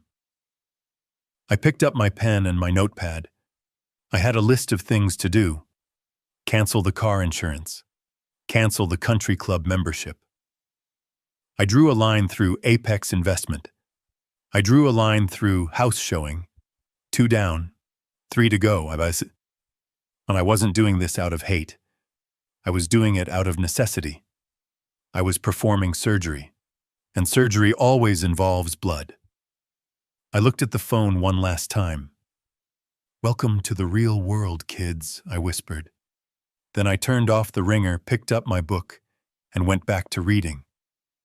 The silence in my house was absolute, and for the first time in a long time, it felt like justice. The conference room at Ross & Associates was designed to intimidate. It was situated on the 42nd floor with floor-to-ceiling windows that offered a panoramic view of the city I had helped build. But inside the room, the atmosphere was airless. The air conditioning hummed with a low, menacing vibration. The mahogany table was long and polished to a mirror finish, reflecting the distorted faces of the people sitting around it. On one side sat my son Brandon and his wife Brittany. They looked like they had aged 10 years in 48 hours. Brandon was wearing a suit that looked slightly wrinkled. The collar of his shirt unbuttoned, his tie loose. He wouldn't look at me. He stared at his hands, which were clasped tightly on the table, the knuckles white. Brittany was wearing oversized sunglasses even though we were indoors. She sat with her arms crossed, radiating a mixture of fury and terror. Next to them sat their lawyer, a man named Mr. Henderson. I knew Henderson by reputation. He was a strip mall attorney who specialized in personal injury and loud, empty threats. He was cheap, which told me everything I needed to know about their current financial situation. On the other side sat Sylvia Ross and me. Sylvia was the picture of lethal elegance. She had a single thick black binder in front of her. She didn't open it. She just rested her hand on it, calm and possessive. I sat next to her, silent, watching the storm clouds gather over the city skyline. Henderson cleared his throat. It was a nervous sound. "Let's not waste time," he said, trying to project confidence. "My clients are victims of a sudden and malicious eviction attempt. Mr. Carter here, despite being the biological father, has acted with extreme prejudice. We are claiming constructive trust. We are claiming equitable interest. Brandon and Brittany have lived in that house for 5 years. They have treated it as their own. They have poured their blood, sweat, and tears into that property. You cannot simply throw them out because of a family squabble." He leaned back, looking satisfied with his opening statement. Sylvia didn't blink. She didn't look at Henderson. She looked at Brandon. "Blood, sweat, and tears," she repeated softly. "That is a poetic phrase, Mr. Henderson. But in a court of law, we prefer receipts." She opened the black binder.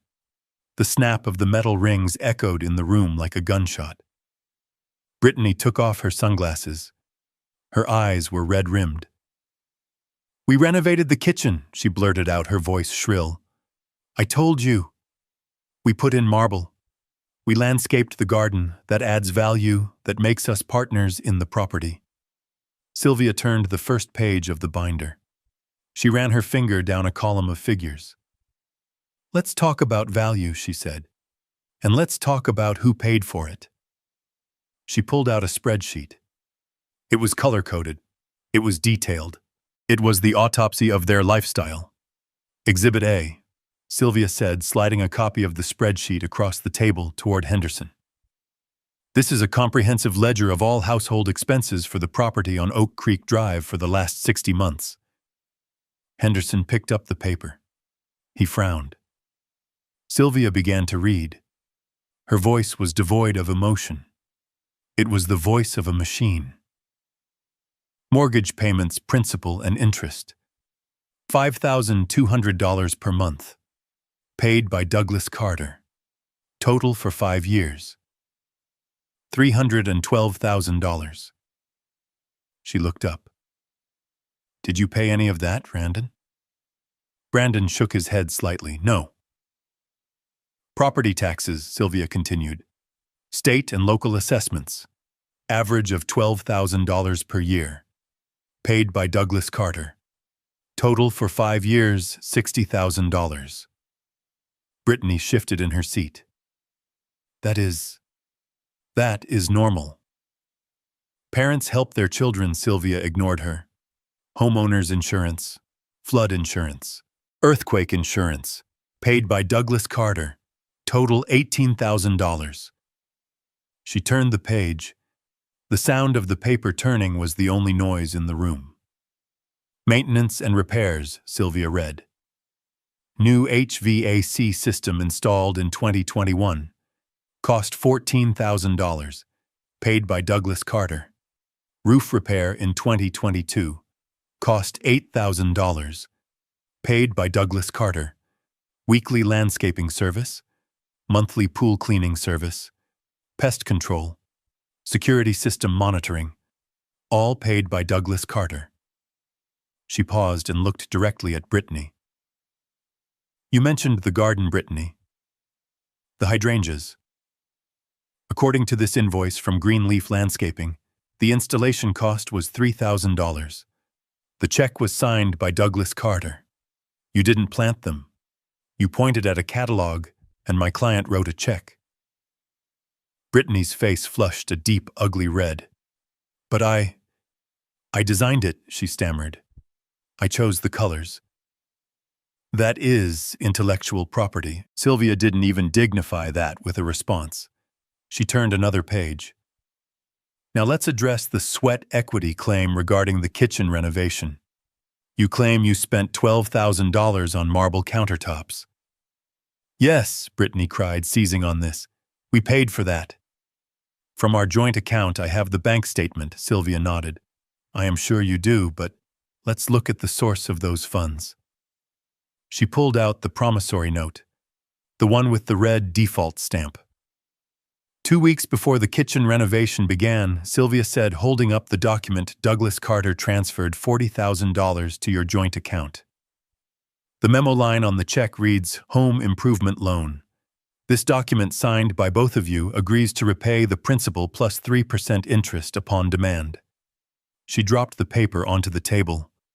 So, Sylvia concluded you used $12,000 of my client's money to install countertops in my client's house. You pocketed the remaining $28,000, presumably for lifestyle expenses, and you never paid back a cent. That isn't equity, Brittany. That is embezzlement. Henderson looked at the documents. He looked at his clients. He was beginning to realize he had walked into a slaughterhouse. Okay, look, Henderson said, wiping sweat from his forehead. Maybe the numbers are complicated.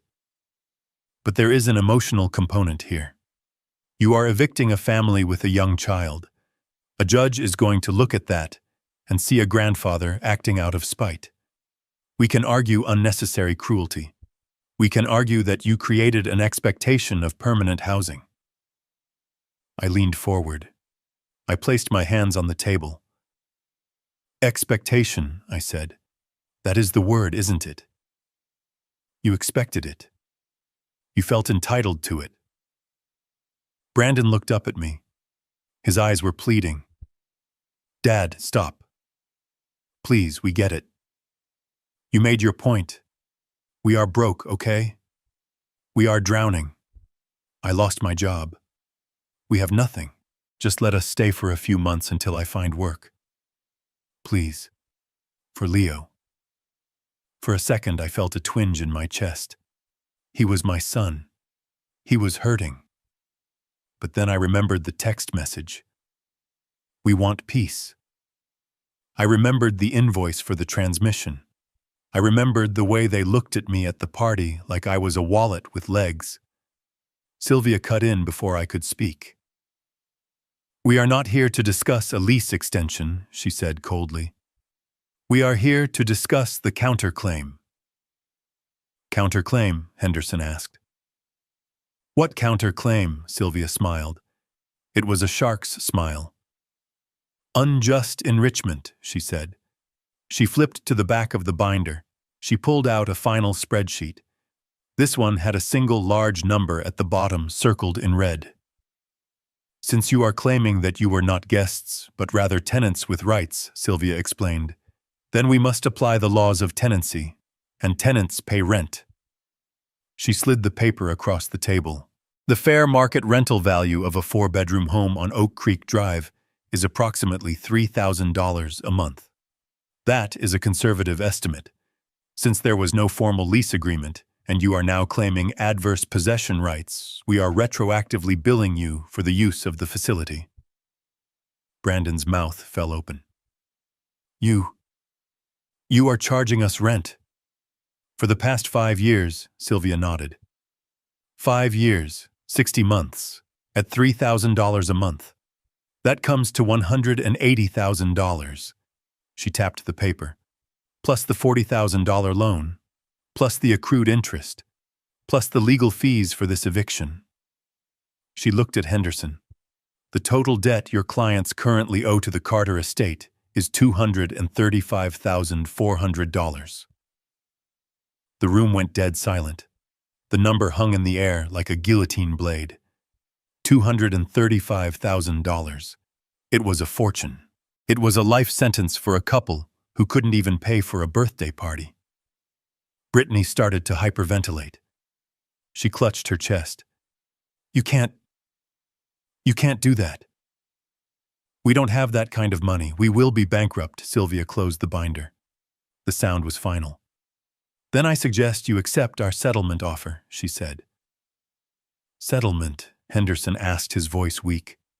What settlement? Sylvia slid a single thin piece of paper across the table. Mutual release and voluntary surrender, she said. Here are the terms. 1. You vacate the property within 7 days, not 30. 7. 2. You leave the property in broom-swept condition. No damages. If you take so much as a light bulb, we sue. 3. You sign a waiver acknowledging that you have no claim, financial or otherwise, to the property or the estate.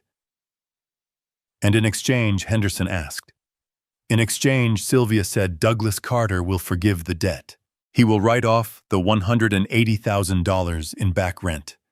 He will write off the $40,000 loan. He will let you walk away with clean credit, zero debt to him, and the clothes on your backs. She leaned forward. But this offer expires when you walk out that door. If you go to court, if you file one single motion to delay the eviction, we withdraw the offer. We will pursue the full amount. We will garnish your future wages. We will place liens on any future assets. We will make sure that every dollar you earn for the next 20 years goes to paying back your father. She looked at Brandon. Do you want a fresh start, Brandon, or do you want to be an indentured servant to your own arrogance? Brandon looked at the paper. He looked at the spreadsheet with the staggering debt. He looked at Brittany, who was sobbing quietly into her hands. He realized finally that he wasn't playing a game. He was in a war against a superior force. He had brought a water pistol to a nuclear standoff. He reached for the pen. His hand was shaking so badly he could barely hold it. Dad, he whispered. He looked at me one last time. He wanted me to stop him. He wanted me to save him. He wanted me to say, just kidding, son. Here is a check. I looked him in the eye. I didn't blink. Sign it. Brandon, I said. It is the most expensive autograph you will ever give, but it is cheaper than the alternative. He signed. He signed away his claim to the house. He signed away his pride. He signed away the illusion he had lived in for 5 years. Brittany signed next. She didn't read it. She just scribbled her name, tears falling onto the paper, smearing the ink. Sylvia took the document back. She checked the signatures. She nodded. "Done," she said. "You have 7 days. The keys must be on the kitchen counter by noon next Monday. The locks will be changed at 12:01. Brandon stood up. He looked like a ghost. He looked at me, and for the first time I saw respect in his eyes. It was the terrified respect of a soldier who had just seen the general call in an airstrike. "Goodbye, Dad," he said. I didn't say goodbye. I didn't say good luck. "I will see you when I see you," I said. They walked out of the conference room. Henderson trailed behind them, looking like a man who just wanted to go home and rethink his career choices. When the door clicked shut, the silence returned to the room. It wasn't menacing anymore. It was peaceful. Sylvia let out a long breath. She opened the binder and took out the spreadsheet. She ripped it in half. "You know, we couldn't have actually collected that rent, right?" she said, a small smile playing on her lips. "Without a written lease, a judge might have thrown it out. It was a bluff, huh?" I stood up and walked to the window. I looked down at the city. The rain had stopped.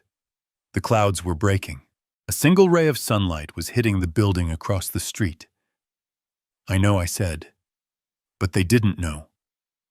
And that is the difference between those who build the world and those who just live in it. We know how the structure works. I turned back to her. "Send the photographer back, Sylvia. Tell him the house will be empty on Monday. And tell him to get a good shot of the kitchen. I hear the marble countertops are expensive." I walked out of the office.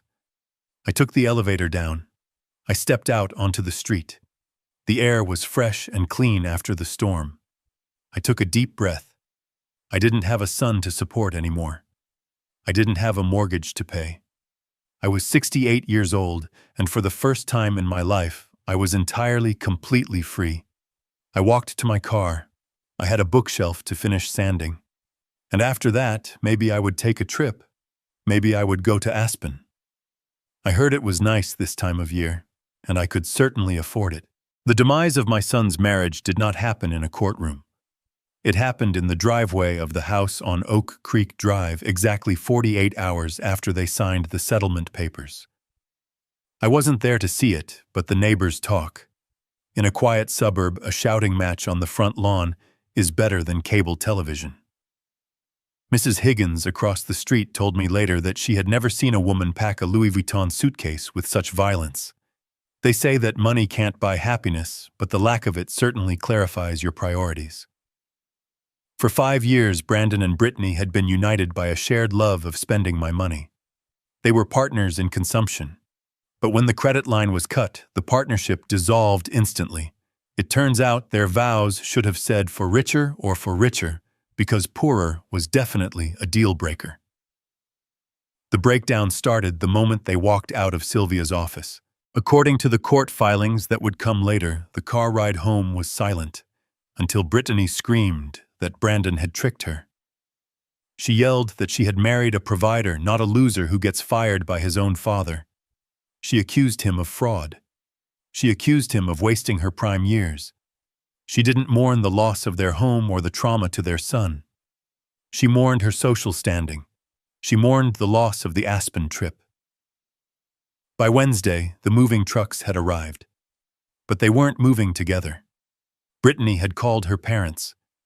They lived in a modest house 3 states away, people she had largely ignored since she married Brandon. But now they were her escape hatch. She loaded her car with everything that could be sold. She took the silver. She took the artwork. She took the jewelry I had given her for anniversaries. She didn't pack Brandon's things. She didn't pack Leo's toys. She packed her own survival kit. The confrontation in the driveway was the finale. Brandon was standing by the trunk of the car, pleading with her. He was trying to hold her hand. He was crying. He was asking her how they were going to get through this together. She laughed in his face. It was a cold, sharp sound that carried across the lawn. Together she shouted, "There is no together, Brandon. You are drowning, and I am not going to let you pull me down with you. You have nothing. No job, no house, no inheritance. You are a sinking ship." She got into her car. She didn't look back at the house she had fought so hard to keep. She didn't look at the husband she had promised to love. She just put the car in reverse and backed out of the driveway, leaving tire marks on the pavement. She filed for divorce the next morning. She cited irreconcilable differences, but the real reason was simple math. 0 divided by 2 is still 0. She wanted custody of Leo, not because she wanted to be a full-time mother, but because she knew child support was the only revenue stream Brandon might still have. She didn't realize yet that 40% of an unemployment check wouldn't buy much champagne. Brandon was left standing in the driveway of an empty house. The silence that followed her departure must have been deafening. For the first time in his life, there was no one to blame. There was no one to yell at. There was just the reality of his own mediocrity staring back at him. He spent the next 2 days moving his things into a storage unit. He didn't have much. Without Brittany's decorations and my furniture, his life fit into the back of his rental car. On Monday at noon, exactly as Sylvia had demanded, he left the keys on the kitchen counter. He walked out of the house on Oak Creek Drive. He locked the door behind him. He got into his car and drove away. But he didn't go to a new apartment. He couldn't get approved for a lease. With no job, no savings, and a credit score that was in freefall, he was radioactive to landlords. He checked into the Starlight Motel on the edge of town.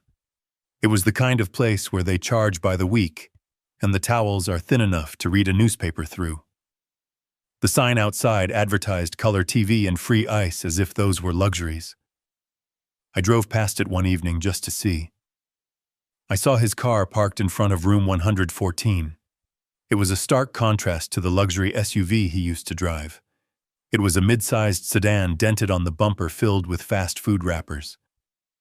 Brandon sat inside that room for days. He was paralyzed. He lay on the lumpy mattress, staring at the water stains on the ceiling, listening to the sound of trucks rumbling down the highway. He was experiencing the withdrawal symptoms of privilege. For 32 years, he had been insulated from consequence. Now, consequence was his roommate. He applied for jobs, but it was half-hearted. He was still waiting for the rescue. He checked his phone every hour, expecting a text from me. He expected me to say that the lesson was over, that he had suffered enough, and that I had rented him a nice condo downtown. But the phone never buzzed. Then came the final indignity. It was a Tuesday night, 2 weeks after the eviction. Brandon had fallen behind on the payments for his own car, the one purchase he had actually made himself, although he had used my co-signature to get the loan. When I cut him off, I also removed myself as the guarantor. The bank didn't waste time. He was sleeping when the tow truck arrived. The flashing orange lights cut through the thin curtains of room 114. He ran out in his boxer shorts, screaming. He tried to stop the driver. He tried to explain that he was Brandon Carter, a vice president, a man of substance. The driver didn't care. He hooked up the car. He lifted it into the air. Brandon stood in the parking lot of the motel, barefoot on the dirty asphalt, watching his last connection to the civilized world being dragged away. He looked small. He looked broken. The other motel guests watched from their windows, smoking cigarettes unimpressed. To them, it was just another Tuesday. He walked back into his room. He sat on the edge of the bed. He looked at his reflection in the cracked mirror above the dresser. He didn't see the rainmaker anymore. He didn't see the grill father. He saw a man who had nothing but the change in his pocket and a box of cold pizza. That night, he hit the bottom. There is a specific sound a man makes when he breaks. It isn't a scream. It is a sob that comes from the gut, a sound of total absolute surrender. Brandon wept. He wept for his wife who had never really loved him. He wept for his house. He wept for the father he had taken for granted. He reached for his phone. He dialed my number. I was awake. I saw the call coming in. I let it ring. It wasn't cruelty. It was the hardest thing I have ever done. I wanted to pick up. I wanted to drive down there and pay the motel bill and buy him a new car. I wanted to stop his pain. But I knew that if I did, the pain would be wasted. If I saved him now, he would never save himself. He needed to sit in that darkness. He needed to know that he could survive it. The ringing stopped. He didn't call back. Instead, he did something I didn't expect. The next morning, Brandon put on his only remaining clean suit. He walked out of the motel. He walked 3 miles to the nearest bus stop. He didn't go to a construction firm. He didn't go to an office building. He walked into a Home Depot. I found out later from an old friend who works there. Brandon walked up to the manager. He didn't ask for a management position. He didn't hand over a resume printed on thick, bonded paper. He looked the manager in the eye and said, "I need a job. I will load lumber. I will mix paint. I will clean the floors. I just need to work." The manager looked at his suit, looked at his desperate eyes, and handed him an application. Brandon sat on a bucket in the lumber aisle and filled it out. When he came to the section for emergency contact, he hesitated. His pen hovered over the paper. Then he left it blank. He was finally starting to understand. He was alone, and for the first time in his life, that was exactly what he needed to be. The fall had been brutal. He had lost his wife, his home, his car, and his dignity. But as he stood there in the smell of sawdust and cut wood, he was about to find something he had never owned before: his own spine. It was a Tuesday afternoon, 3 weeks after the eviction, when my son came back to the house he once thought he would inherit. The hydrangeas were in full bloom, violent bursts of blue against the green leaves, completely indifferent to the human drama that had played out around them. I was on the porch, sanding the final corner of Leo's bookshelf. It was finished now, sturdy, reliable, ready to hold weight. I saw him walking up the driveway. He didn't have a car. He was walking from the bus stop a mile away. He looked thinner. His suit was gone, replaced by a pair of jeans I hadn't seen in a decade and a faded polo shirt. He walked with a slight limp, maybe from a blister, maybe from the weight of his own shame. He didn't look like the vice president of business development anymore. He looked like a man who had lost a fight with the world. He stopped at the bottom of the porch steps. He didn't come up. He knew he had lost that privilege. "Hi, Dad," he said. His voice was raspy. "Hello, Brandon," I replied. I put down the sandpaper. I didn't invite him to sit. He looked at his shoes. They were cheap sneakers, scuffed at the toes. "I just wanted to come by," he started, struggling with the words. I wanted to say I am sorry. Not for the car, not for the money, but for the way I treated you. I was arrogant. I was stupid. You were right about everything." I looked at him. I searched his face for the lie. I searched for the manipulation. But for the first time in years, I didn't see it. I saw exhaustion. I saw fear. "I accept your apology," I said quietly. He looked up, a flicker of hope in his eyes. He took a step forward. "Thanks, Dad. That means a lot. Honestly, it has been hell. Brittany is gone. The lawyers are eating me alive. I am staying in a motel that smells like bleach and despair. I am trying, Dad. I really am, but I just need a little help to get back on my feet. Just a push." There it was. The ask, the pivot, the apology was real, but it was also a key, and he was trying to use it to unlock the bank vault. "I need a deposit for an apartment," he said, rushing the words now. "Just $2,000, first and last month's rent. I can't get a job if I don't have a permanent address. If you can just loan me that, I swear I will pay you back. I will sign a note. I will do whatever you want." I looked at my son. I loved him. God, I loved him. Every instinct in my body screamed at me to go inside, write the check, and fix his pain. It would be so easy. $2,000 was nothing to me. It was the price of peace. But I remembered the bookshelf. I remembered that if you use cheap wood for the foundation, the whole thing collapses when the load gets heavy.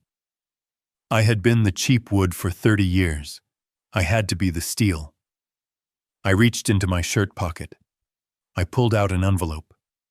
Brandon's eyes locked onto it. He thought it was a check. He thought he had won. He let out a breath he had been holding, his shoulders sagging in relief.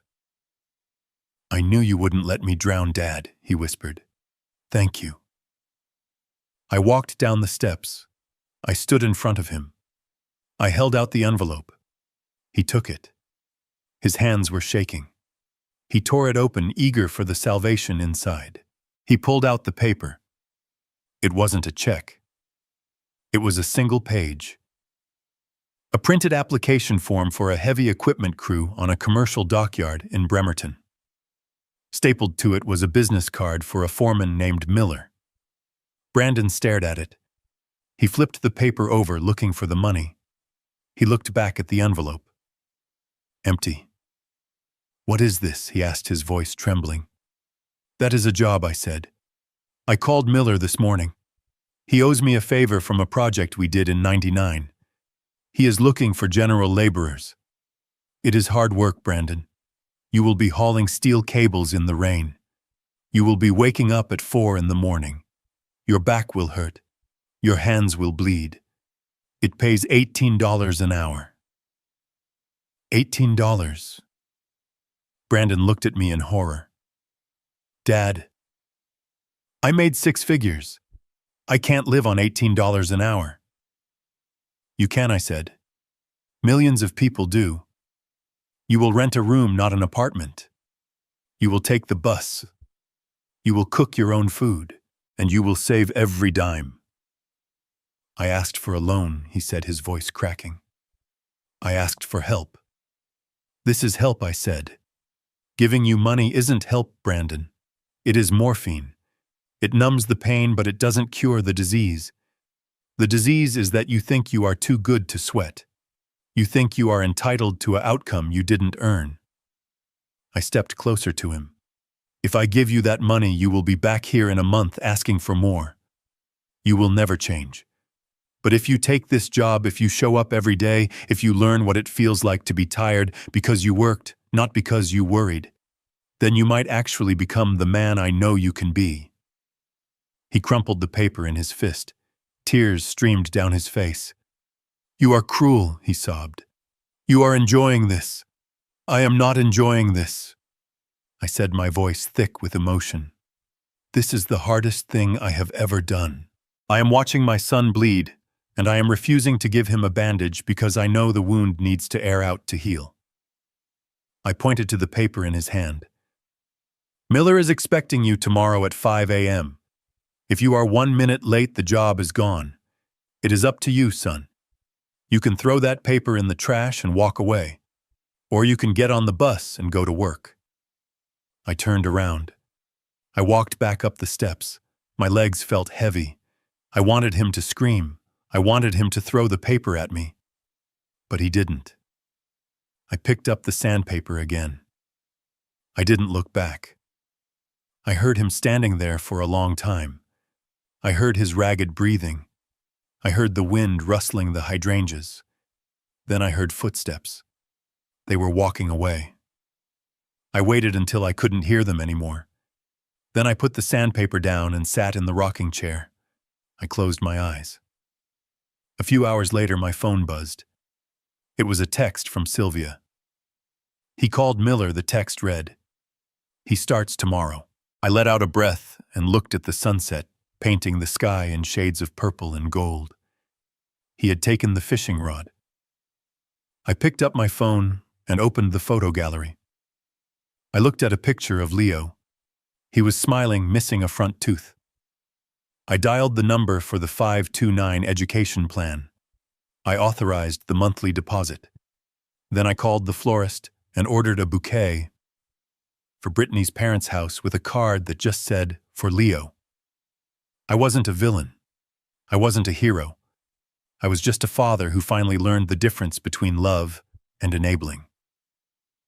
People think love is a soft blanket. They think it is saying yes. They think it is shielding someone from the cold.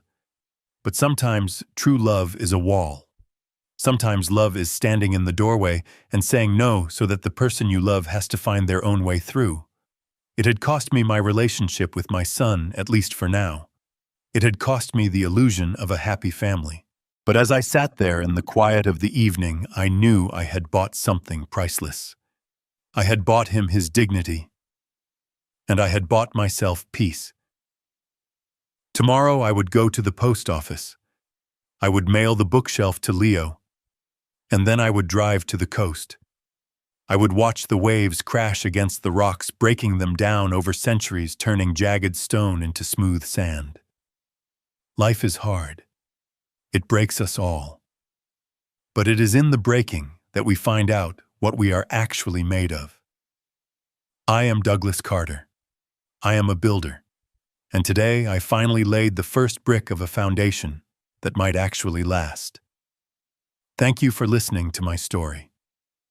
If you have ever had to practice tough love, or if you are the one who had to learn the hard way, tell me in the comments. And remember, the strongest steel is forged in the hottest fire. Until next time. 우리 집 늑대. 놔라 인간. 아 꼬숩네. 저희 집 늑대도 보여드릴게요. 아이고 통팬 가입 감사합니다. 이제 내려놔야겠다. 이제 가. 이게 다 큰 거야. 지금 6개월이거든요. 아 6개월이라 애기인가? 애기인데 이제 안 클 것 같아 뭔가. 아니 칠칠 오빠. 손 한 번만 다시 씻을게요. 뭐 쪼마기가 더럽진 않지만 그래도.